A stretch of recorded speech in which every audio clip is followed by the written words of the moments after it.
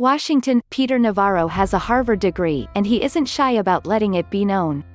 "You can always tell a Harvard man, but you can't tell him much," Navarro joked after President Trump introduced him last week as director of supply chain issues related to the coronavirus pandemic. Always fond of mentioning a person's Ivy League credentials, including his own, Trump noted that Navarro had 2 degrees from the prestigious university. One of those is a doctorate in economics, the other is a master's in public policy, but Navarro has used it to suggest that he has broad expertise related to the coronavirus crisis. On Monday, he argued on air with CNN anchor John Berman, who asked him about the use of hydroxychloroquine as a treatment. Over the weekend, there had been reports that Navarro had clashed bitterly on the matter with Dr. Anthony Fauci, a top National Institutes of Health epidemiologist who is on the coronavirus task force.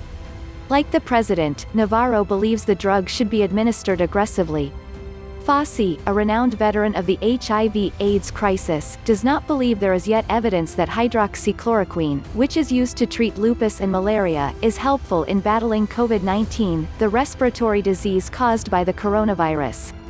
Asked by Berman what allowed him to make medical pronouncements, Navarro referenced his educational pedigree.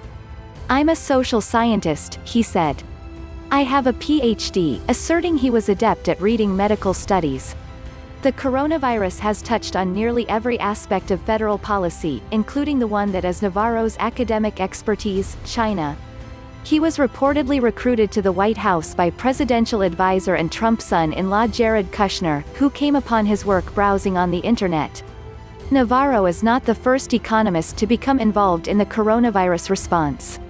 Before the pandemic arrived in earnest in the United States in early March, top White House economic advisor Larry Kudlow repeatedly claimed that the U.S. would not suffer from a serious outbreak. "We have contained this," he said in late February, describing the Trump administration's response as pretty close to airtight.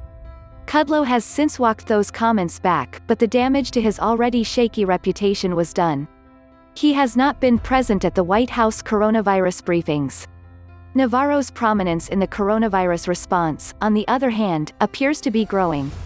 He did not respond to multiple requests for comment from Yahoo News. Unlike Kudlow, Navarro does not come to the White House from cable television. He is a retired professor at the University of California at Irvine Business School whose books include Death by China, Confronting the Dragon, A Global Call to Action, and Crouching Tiger, What China's Militarism Means for the World. Navarro's reputation as a China hawk led to fear that his White House appointment would lead to a trade war. John Tamny, a conservative economist, branded him an embarrassing scholar who misunderstands the basics of both monetary policy and trade. Last year, his reputation was further damaged when the Chronicle of Higher Education discovered that his books contain a fictional economist, Ron Vara. The name is an anagram of Navarro. A booster of tariffs on Chinese goods, Navarro effectively lost the argument on trade when Trump struck a deal with Beijing last year. Yet he still took credit for getting a better deal than might have otherwise been reached.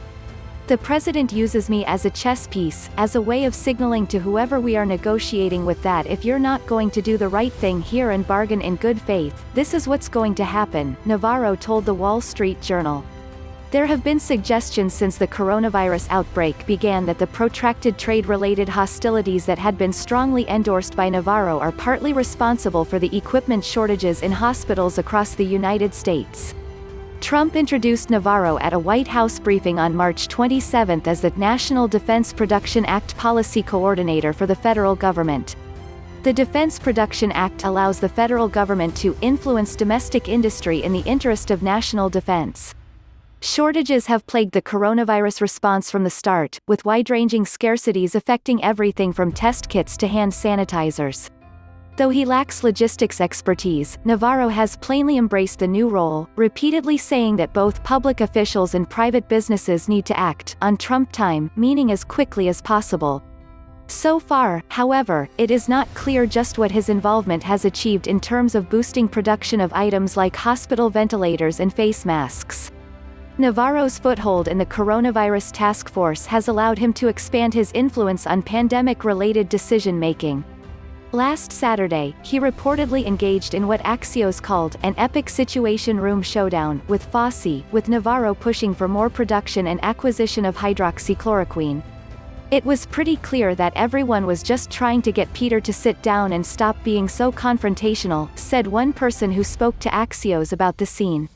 But as Navarro's exchange with Berman on Monday made clear, he is unlikely to back down, whether the subject is trade with China or treatment of the coronavirus. Doctors disagree all the time, Navarro told the CNN anchor. Navarro is not a medical doctor.